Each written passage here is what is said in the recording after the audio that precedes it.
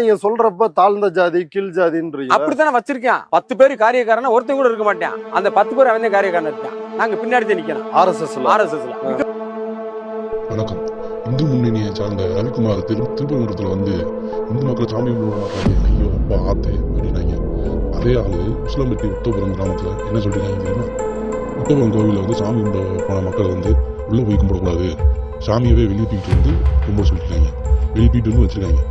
சாமியை தூக்கி வெளியில வச்சு கும்பிடுன்னு சொல்லி கொண்டு வராரு ரவிக்குமாரா. ஆமா, அவர் கூட இப்போ பேட்டி எல்லாம் கொடுத்தாரு. நாங்க சமாதானம் இருக்கிறோம், நாங்களாம் எல்லாம் செஞ்சோம்ன்ற மாதிரி பேட்டி எல்லாம் கொடுத்தாரு. அவர் சொன்ன ஊரம் பொய். இவங்க பிளான் என்னன்னா, இங்க எல்லா இந்து முஸ்லீம் கிறிஸ்டின் இப்படி எல்லா மத சார்ந்த ஆளுகளும் ஒன்னா இருக்காங்க.